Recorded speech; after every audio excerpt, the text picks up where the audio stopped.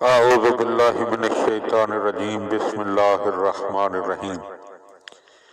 جزیرہ خضرہ کے زیر عنوان زمانہ غیبت میں ذہن میں آنے والے سوالات اور ان کے جوابات۔ سوال: حضرت ولی عصر علیہ السلام کے ظہور کی کیا علامات ہیں؟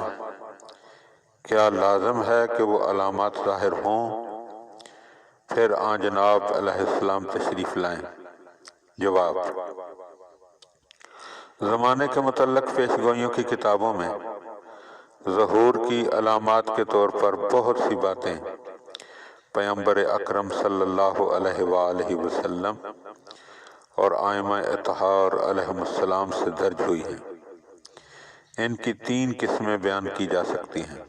اول، وہ روایات جن میں آخری زمانے کے لوگوں کے برے اعمال کی بنا پر ان کے لیے عذاب کا وعدہ ہے، چونکہ یہ وعید ہیں یعنی عذاب کا وعدہ ہے، ممکن ہے کہ خداوند تعالی ان کو معاف کر دے اور ان کو عذاب نہ دے، اس لیے یہ علامات طے شدہ نہیں، ممکن ہیں واقعہ ہوں، ممکن ہے واقعہ نہ ہو۔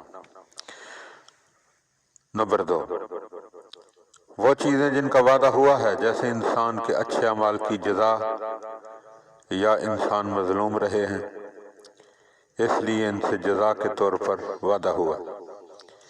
اس قسم کی علامات طے شدہ ہیں کہ واقعہ ہوں گی، اس لیے کہ خداوند عالم عادل ہے۔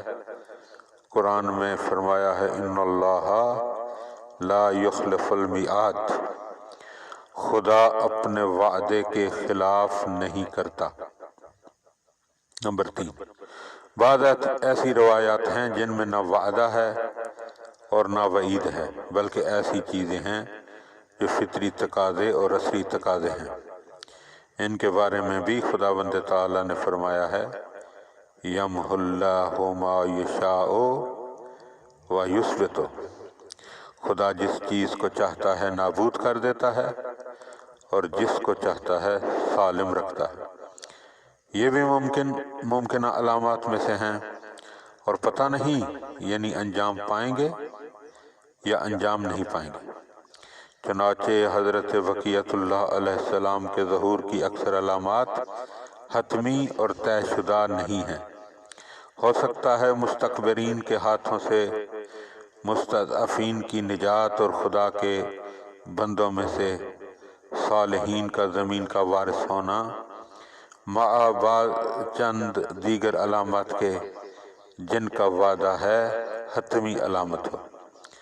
اکثر علامات ظاہر بھی ہو چکی ہیں، اور اگر نہ ہوئی ہوں یا جو ابھی تک ظاہر نہیں ہوئی وہ آئندہ بھی ظاہر نہ ہوں، مگر یہ ظہور آن جناب سے کوئی اختلاف نہیں رکھتا۔